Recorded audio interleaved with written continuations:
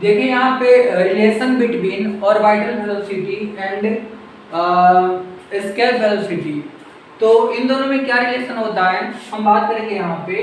तो orbital velocity के बारे में हमने देखा है और स्केल वेलोसिटी के बारे में भी हमने देखा है कि मान लीजिए कि कोई सैटेलाइट्स हैं, ठीक है ना, हम अर्थ से उनको एक स्केल वेलोसिटी देते हैं जो वेलोसिटी लेके वो अर्थ के ग्रेविटेशनल इफेक्ट से दूर हो जाता है।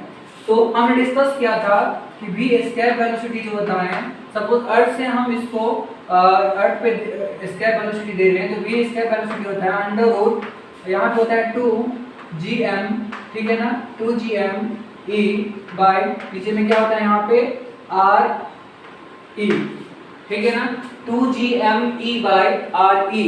तो यहाँ पे स्केल वेलोसिटी जो होता है कोई सैटेलाइट के मास पे या जिस बॉडी को हम प्रोजेक्ट कर रहे हैं उसके मास पे नहीं डिपेंडेंट होता है, ये ओनली डिपेंडेंट होता है यदि अर्थ से हम किसी बॉडी को प्रोजेक्ट कर रहे हैं तो अर्थ के मास पे डिपेंडेंट होता है। और यहाँ पे क्या है, रेडियस ऑफ अर्थ, ठीक है ना।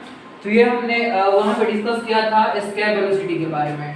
और वैसे जो ऑर्बिटल वेलोसिटी जो होता है वो ऑर्बिटल वेलोसिटी होता है अंडर रूट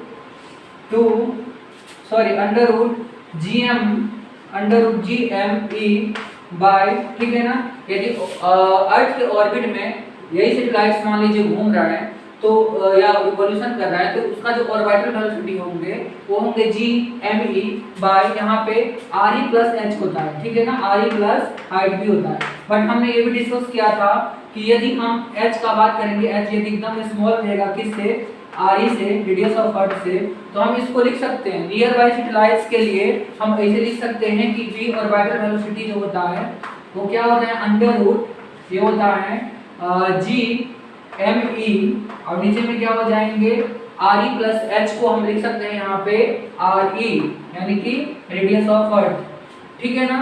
तो इसको इक्वेशन नंबर 1 मानते हैं हम और इसको इक्वेशन नंबर हम 2 मानते हैं। हम क्या कर रहे हैं अभी, relation between scale velocity and orbital velocity के बीच में हम रिलेशन निकाल रहे हैं।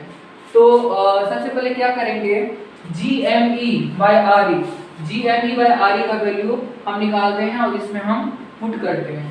तो देखिए gme बाय re का वैल्यू क्या हो जाएगा, gme बाय re का वैल्यू हो जाएगा, वो हो जाएगा v ऑर्बिटल वेलोसिटी का स्क्वायर, ये हो जाएगा v ऑर्बिटल वेलोसिटी का होल स्क्वायर। तो इसको हम पुट करेंगे कहाँ पे, यहाँ पे पुट करेंगे, इसको हम मान लेते हैं, ठीक है ना, इसको हम इक्वेशन नंबर 1 मानते हैं। तो put the value of gm by re in equation number 1। तो put the value of gme by re in equation 1, ठीक है ना। 1 में यदि हम पुट करते हैं इसका वैल्यू gme by re का वैल्यू, तो हम निकाल सकते हैं v स्केल और v ऑर्बिटल वेलोसिटी के बीच में रिलेशन। तो देखिए यहाँ पे क्या हो जाएगा, v स्केल वेलोसिटी, ठीक है ना, इक्वेशन नंबर ये 1 तो यही है, तो यहाँ पे ये हो जाएंगे। इसको हम क्या करेंगे, अंडर रूट है यहाँ पे और यहाँ पे 2 है, ठीक है ना, और gme by re के बदला में हम क्या लिखेंगे यहाँ पे vo स्क्वायर यानी ऑर्बिटल वेलोसिटी का स्क्वायर। अब ये याद रखिएगा ये नियर बाय सैटेलाइट्स का जो ऑर्बिटल वेलोसिटी होगा वही होगा ये, ठीक है ना, जो कम हाइट पे रिवॉल्यूशन कर रहे हैं, तो ये चीज हो जाएगा।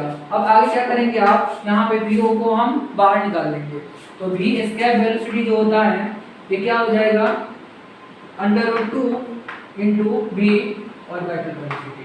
तो देखिए यहाँ पे ये रिलेशन बन गया, v स्केल वेलोसिटी जो होता है वो under root 2 into v orbital velocity.